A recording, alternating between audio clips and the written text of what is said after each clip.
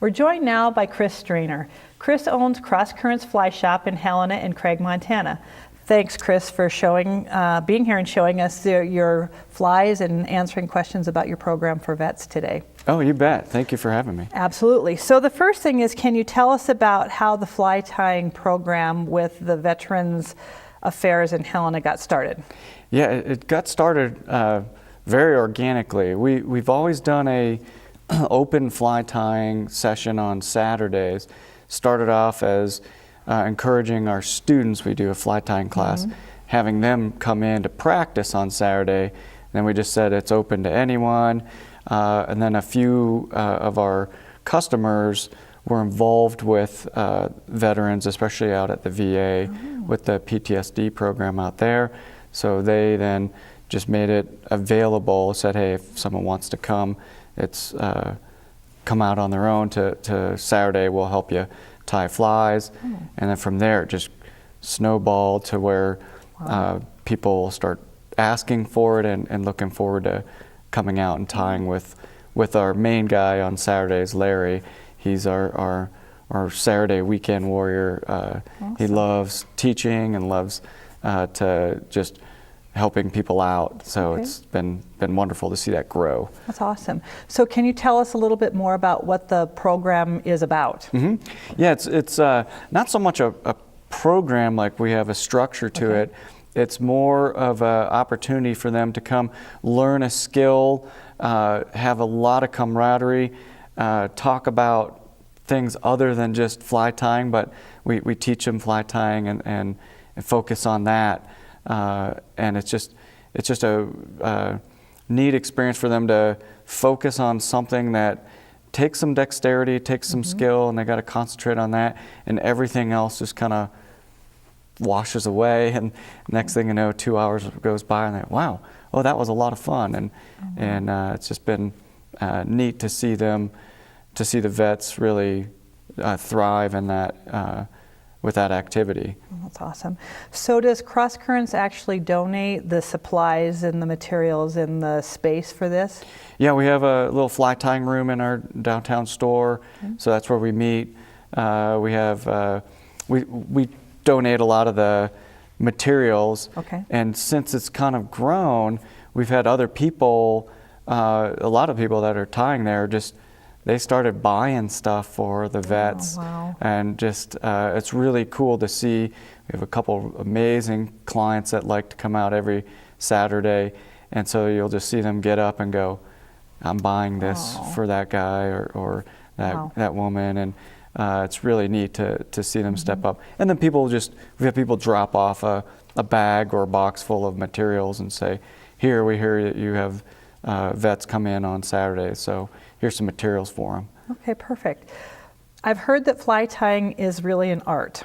So can you tell us a little bit about what goes into actually tying a fly? Yeah, it does blend a little bit of science, art, and then some craft handiwork.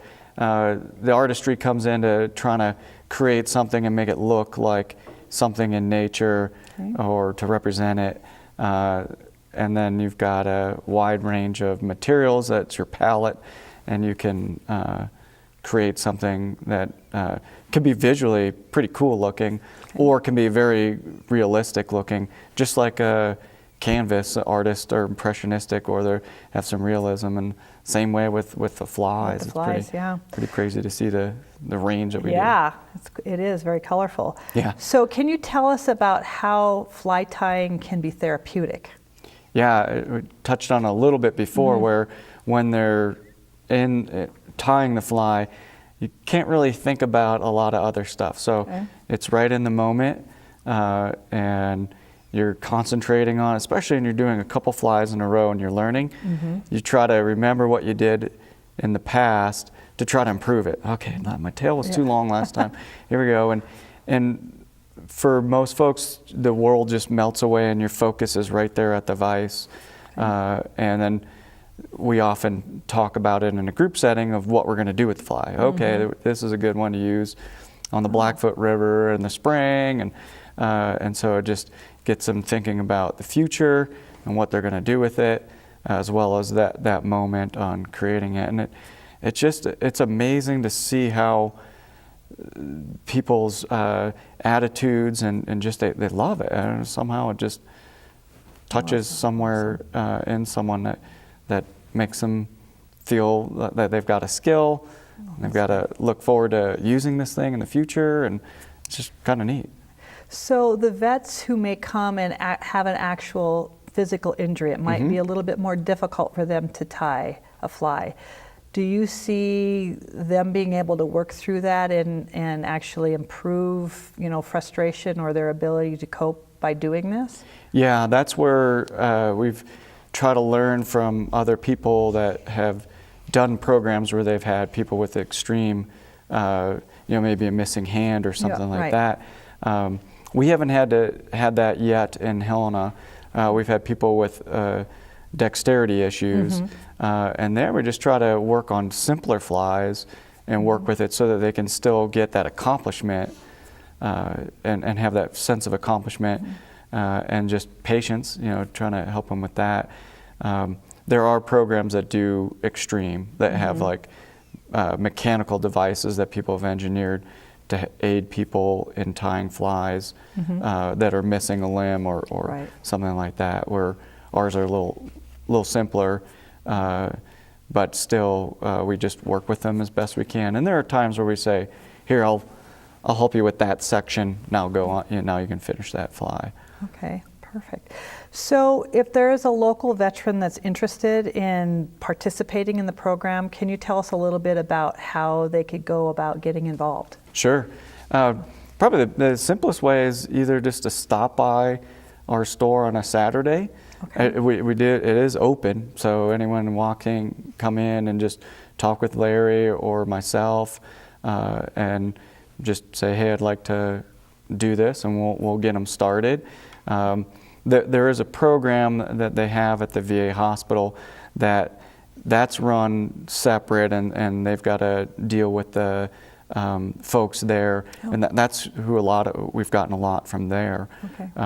And then we have people that are vets that help out the vets with PTSD. Oh, awesome. And that's what's really been cool to see that part grow, where you've got an older veteran, maybe we've had some Vietnam veterans and older than that that are helping out current veterans right now, and so it's cool to see that. So anyone who wants to help, we'll do it. Well, we're out of time, Chris, but thank you so much for the great information. And I'd also like to thank Rob as well. See you next week. In the meantime, stay fit, stay well, and stay healthy for life with Healthy Living for Life.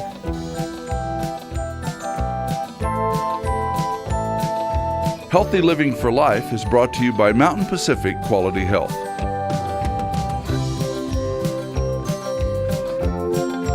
We'd love to hear from you. If you have suggestions for future programs, visit our website at mpqhf.org or call us at 406-443-4020. You can also catch us on YouTube by visiting our website and clicking on the YouTube icon.